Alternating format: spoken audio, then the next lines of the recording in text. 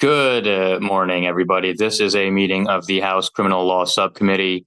We have a number of bills on our docket to discuss today, some old ones and some new ones. We have a very limited I just feel like she's been given a lot of opportunity for that. All right, thank you. Yeah, we have a lot of bills to get through in a very short amount of time. So we're going to try and do this as quickly as possible, and I hope everybody's reviewed the bills. Let's start with House Bill 321. This is Delegate Attar's arson bill. Chris, if you could pop up on the screen the amendment that was sent around regarding malicious burning.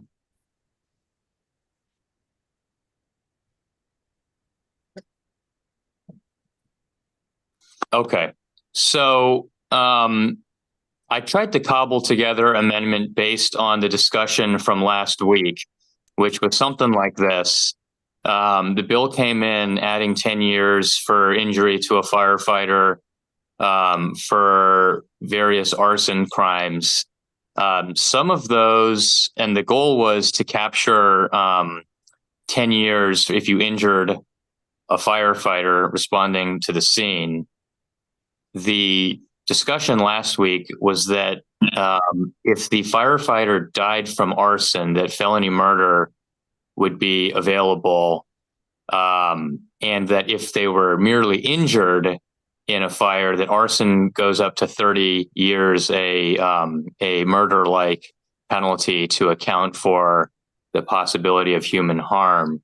And so we started working on putting this 10 years on malicious or fraudulent burning, which I believe only carries 5 years in code right now. And so seemingly that's a scenario that wasn't contemplating human harm.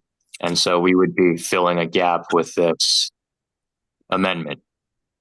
So that's the... I'll move the amendment, then we can discuss maybe. Is there a second? Second.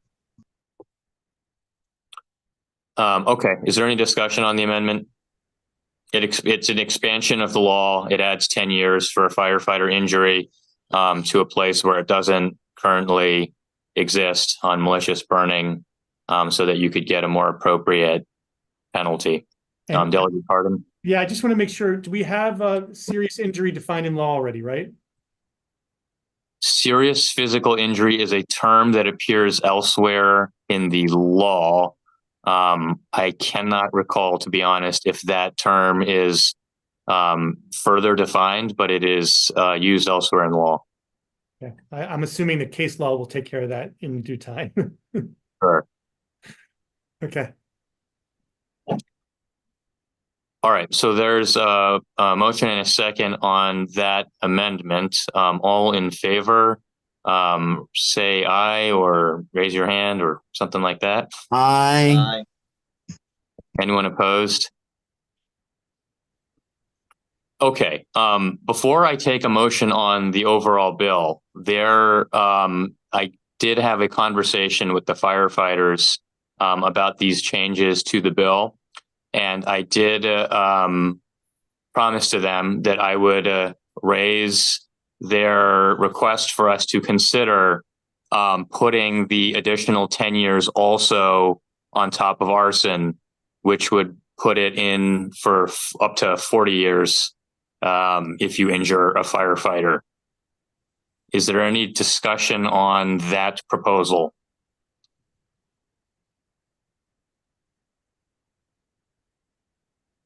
Mr. Chair. Yes.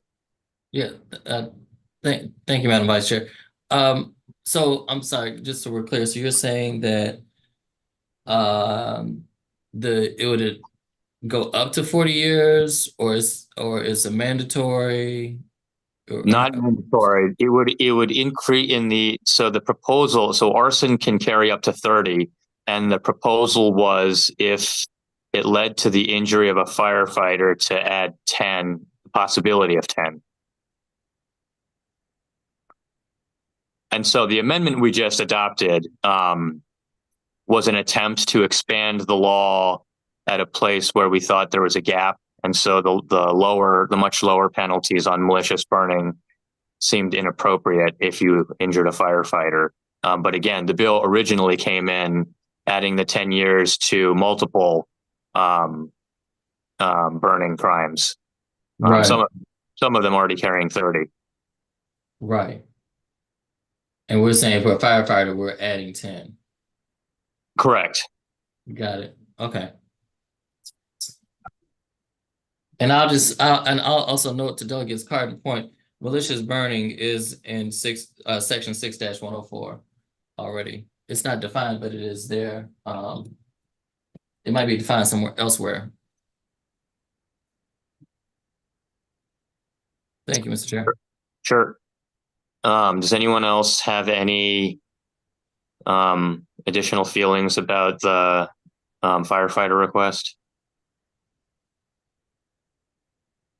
It would be fine with me, Our Mr. Chair. counsel is raising her hand. Yeah.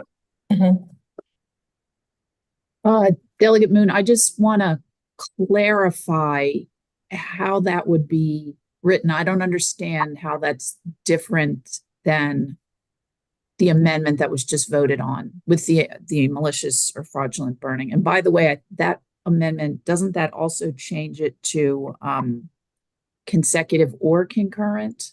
Yes, it makes it a May. Okay. I don't understand what you're. The firefighters would like to restore the parts of the bill that we didn't put the amendment on, the first and second degree arson. They wanted to put plus 10 on those. I see. So you want to add, they want to add back in 6102 and 6103 Correct. to the bill. Correct. So that would require, if we were to also adopt that, that would require it to be redrafted. We probably wouldn't call it malicious or fraudulent burning. I think what they're asking for is just to basically restore the bill. Right, to restore it back to where it was. Right. That's what it sounds like to me without seeing a written amendment proposal.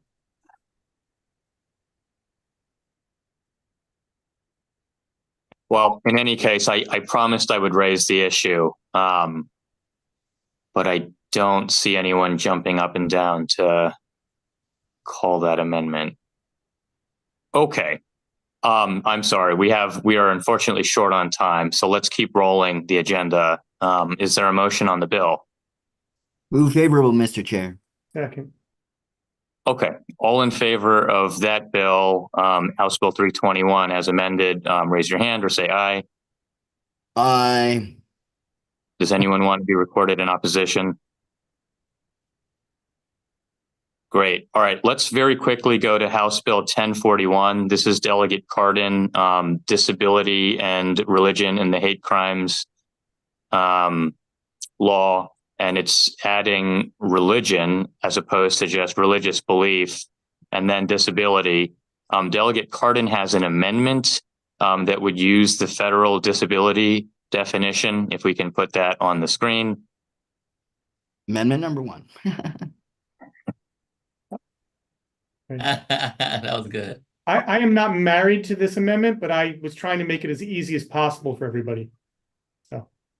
Well, do you want us to do it? Yeah, no, I'll move the amendment, of course. Okay. I think it makes it very simple and clear as to what the definition of disability is, so that we can know whether there's a case to be prosecuted or not. Great. Is there a second on the amendment? Second. Okay. All in favor of the amendment, raise your hand or say aye. Aye. Anyone opposed? Okay, so the bill is before us. I thought it was fairly straightforward. Any discussion or motion? Move favorable, Mr. Chair. Claire has a question.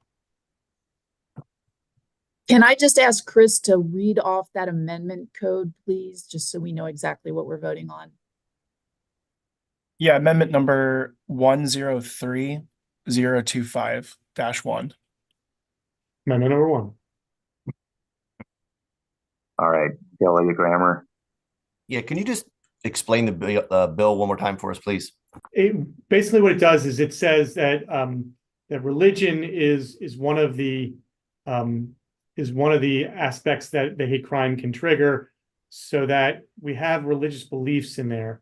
So for example, and the example I gave is, if I am agnostic or don't practice, but I am Jewish, and if somebody performs something on me, even though I don't have any Jewish religious beliefs, but they treat me in a way that would do violence to our belief in the hate crime statute, because I am Jewish, even though I don't practice, we should still be able to prosecute for that reason.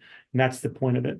The other disability definition is simply to define disability, so that, because disability is already included, we want to make sure we know what we're talking about, so that if there's somebody claims that their rights are being violated because of a disability, but yet it's not really a disability as defined by federal law or state law. Now is what we've taken on as a federal definition, then they shouldn't be able to pursue any kind of claim. That's the point of it. Delegate Kaufman. So very briefly, Delegate Cardin, you just took the ADA definition directly from the ADA, and so protects people with disabilities too. Was that the goal? Exactly, and make sure that anybody who believes that the hate crime statute has been violated based on a disability, because and the disability is within the definition of the ADA definition, then the Attorney General, whomever, can go after them for a hate crime. Does your definition include the definition that includes the ADA Amendments Act, because that broadens who was covered of 2008? This was taken directly out of the federal code. Okay, well, I don't want to hold things up. It's a good bill. I was just asking.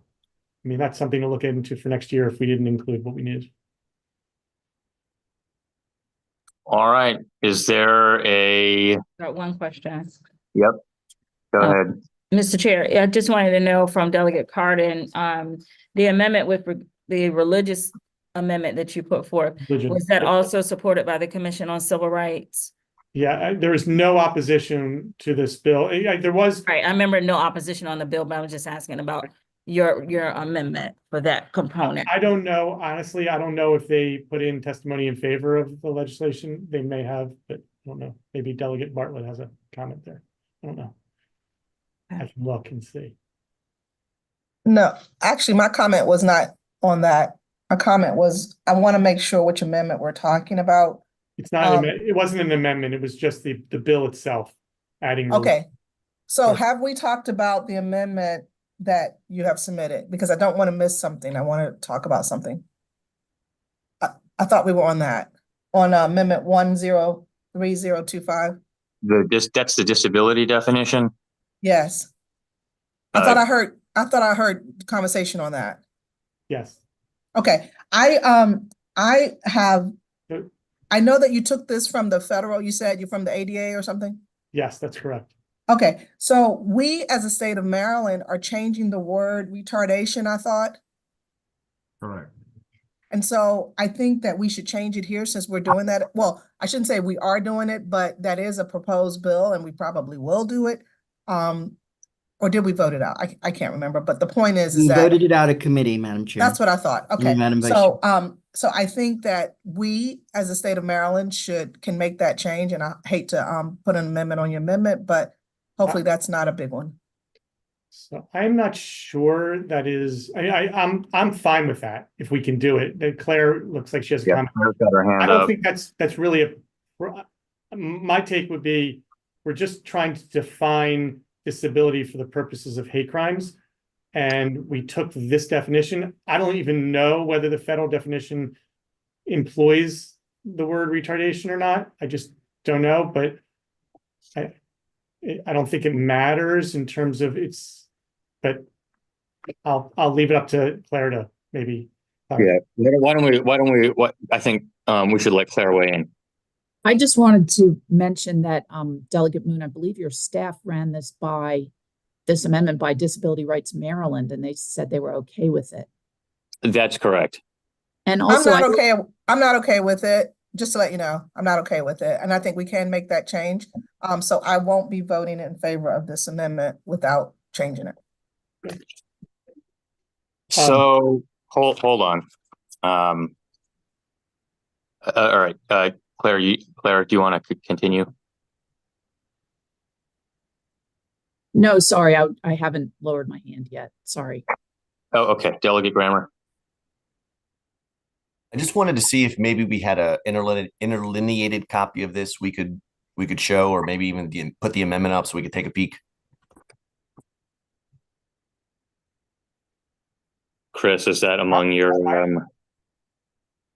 Mr. Chair? Yep. Okay. I'm fine. I was going to say, I'll wait. Yes, go ahead. I am willing to withdraw the amendment. The amendment was attempting to clarify. The amendment does anybody problems. This could be a topic for another bill in another year in terms of how to define disability, or getting information from the Department on Disabilities as to whether there needs to be. I was simply trying to clarify, as I stated in the beginning. So if there's any concerns, Delegate Grammer, I am happy to withdraw the amendment. And okay, hold on. Delegate Cardin, let's just try and do everything fast here, and by unanimous consent on this committee, can we just go back to we can go off the screen here, Chris. We don't have to stare at this anymore. So guys, what do you want to do? We either do it with without a disability definition, or that one, or I suppose we could do a copy and paste and delete or change the one word. Claire, do you have a? If the bill passes that's seeking to change the word retardation, then it would be changed in every place in the code. There's language at the end of those kind of bills that says the Department of Legislative Services and the publisher shall go through the code and make this change everywhere in the code.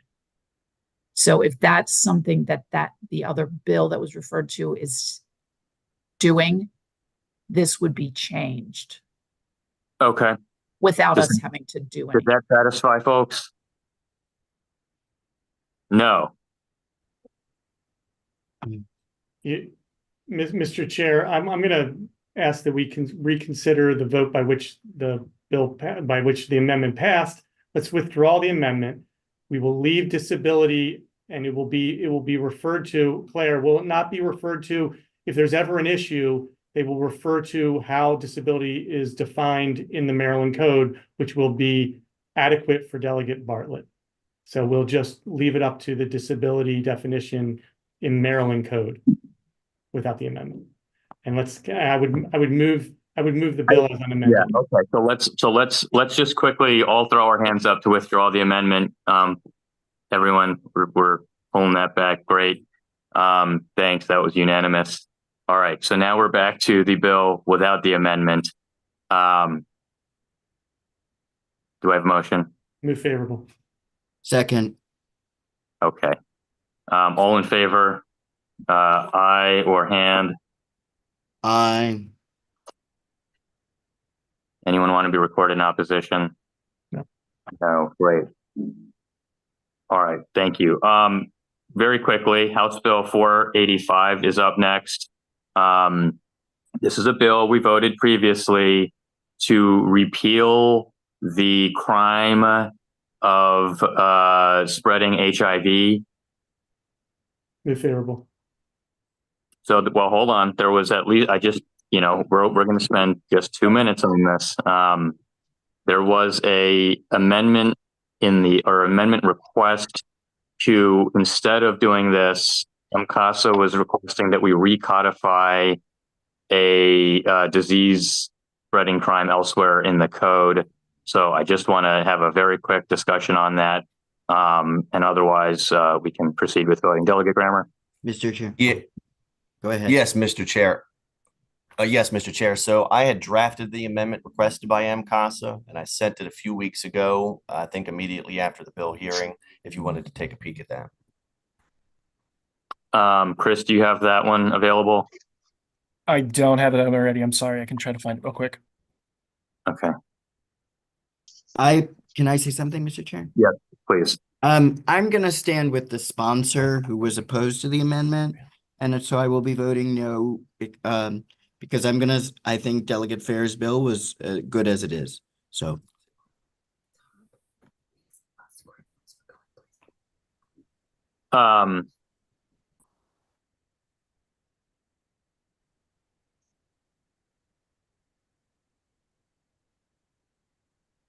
This is from MCASA's testimony. Got it. Okay. So yes. So colleagues, to be clear, the sponsor and advocates have asked us not to take the amendment, but it is in the file and a member has requested it. So there it is. Would you yield to MCASA for a moment? Is MCASA with us?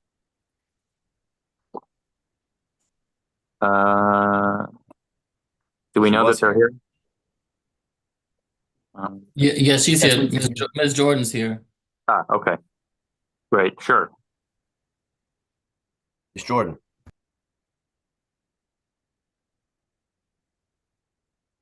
You're on mute. I don't know if you're talking, or maybe she's waiting to get to a, okay.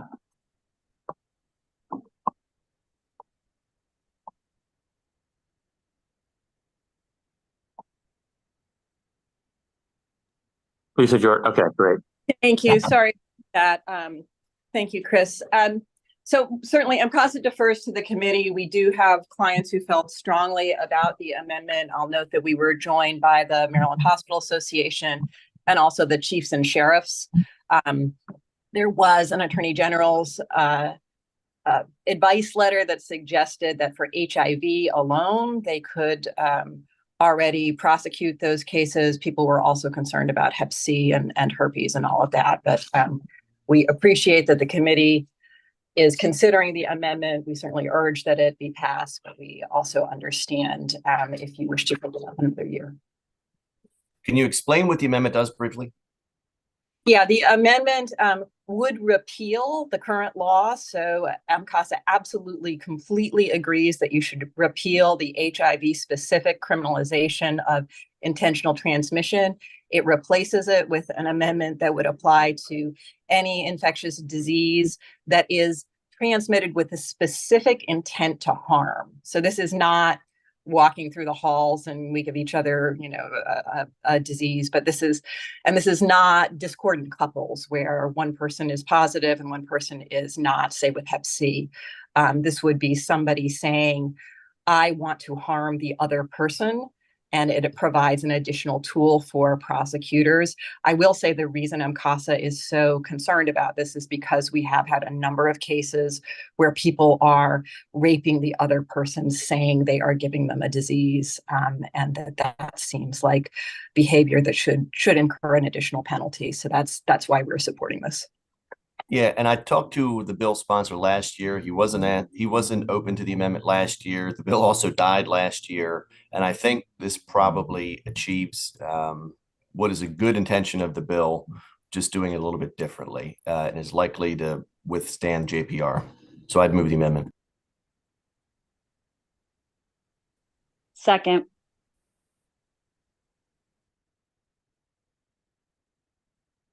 Okay. Is there any discussion on the amendment? Mr. Chair. I see a couple of hands, Mr. Chair. I'm sorry, I'm on my phone, so I can't see everyone at the same time. Go ahead. That's okay. Mr. Chair, just Delegate Roberts. I don't know if I'm allowed to ask a question of Ms. Jordan just for clarification, or maybe the bill sponsor can help me in this, but my question is, as far as right now, if an individual intentionally, as you stated, says that, I'm having intercourse with you for the purpose of passing on this disease or whatever, if this bill were to go into effect, would we still be able to prosecute? Would prosecutors still be able to move forward with the case?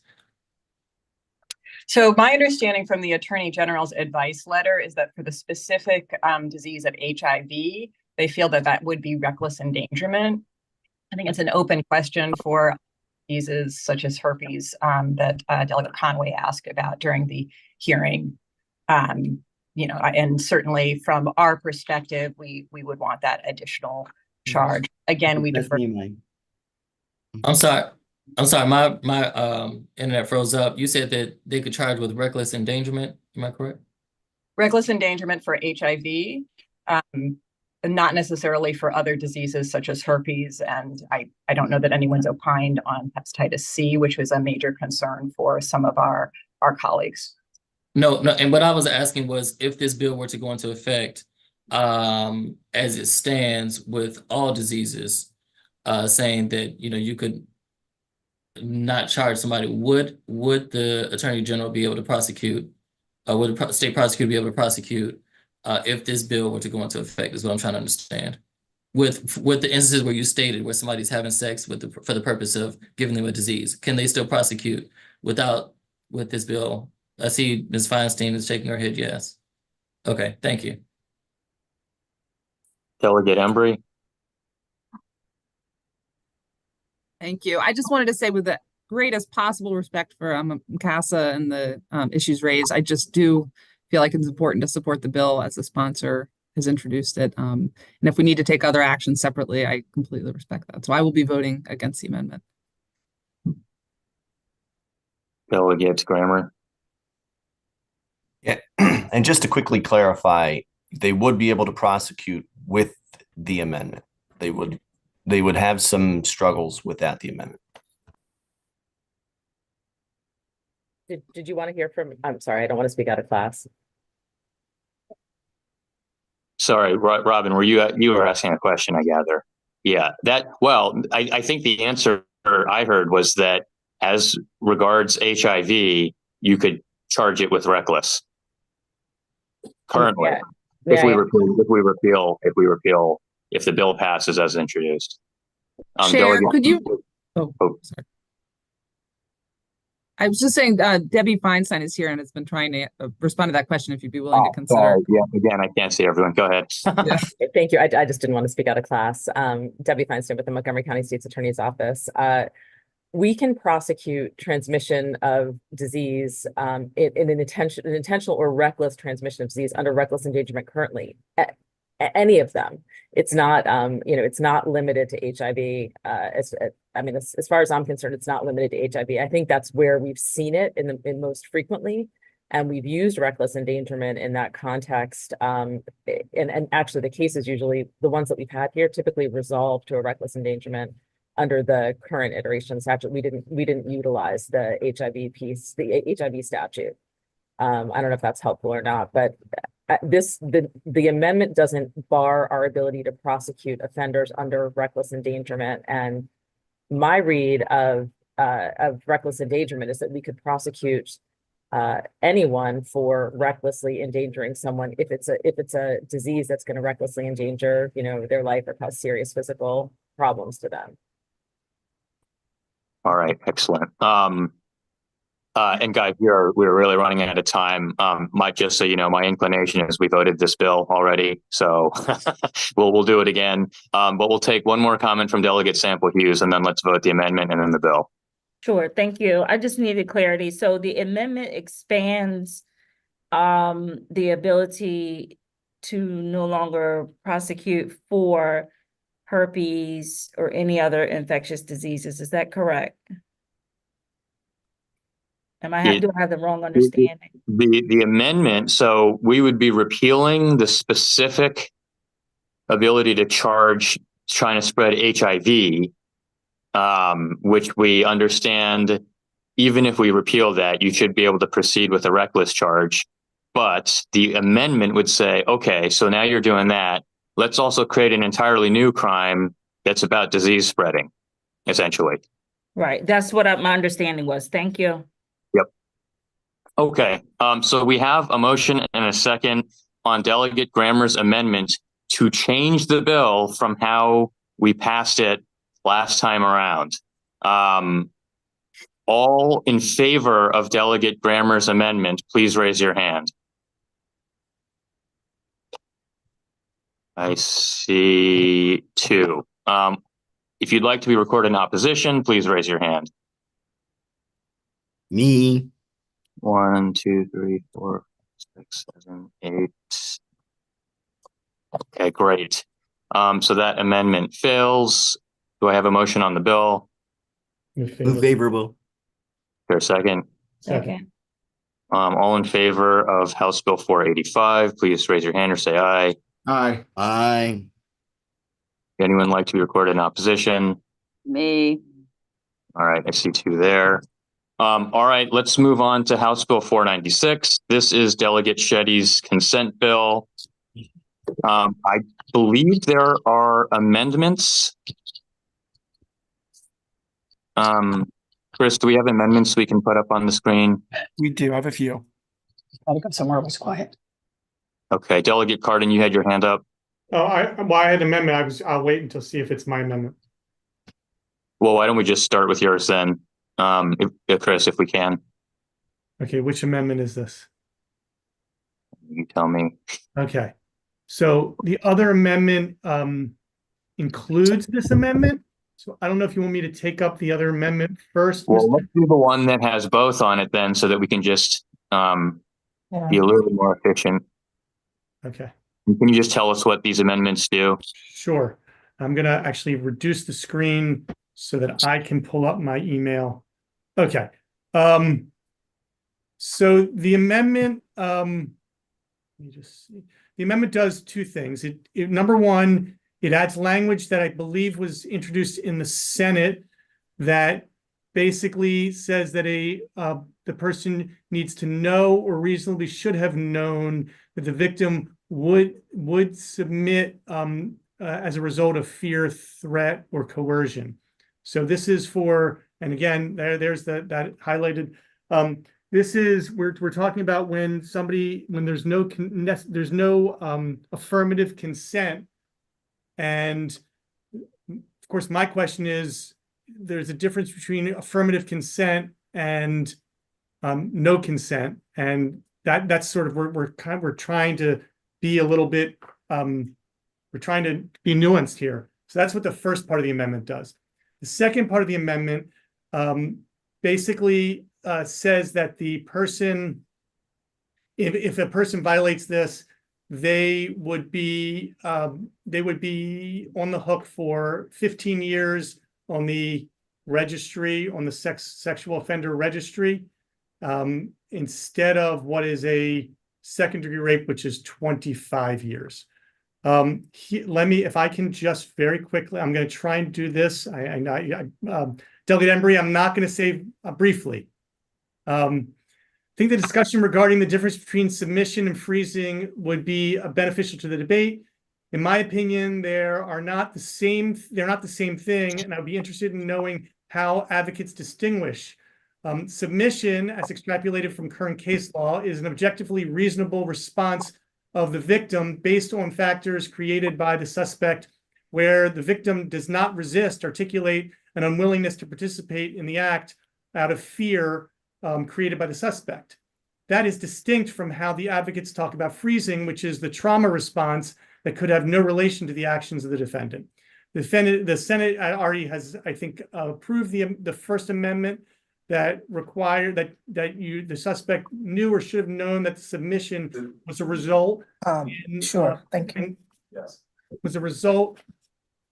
Sorry, guys, I'm just trying to hear. Delegate Carter, I'm sorry. Can we just simplify this discussion a bit? So, if I'm reading you correctly, you have an amendment that does 2 things. It creates a knowledge requirement that you knew certain things that they wouldn't consent, and it alters the penalty. Right. Can we flip to the penalty portion of your amendment? And let me just say this real quick. So the question for registration is whether the person who at age 18 or 19 engages in sexual intercourse with a person who freezes instead of slapping him deserves to have his life ruined by a lifetime registration.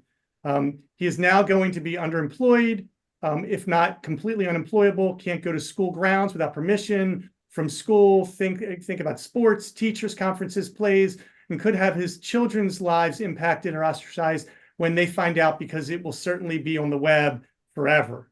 Something. Okay, hang on.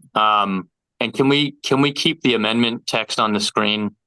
I just want to take a closer look at what you're doing with the penalties there, if that's possible.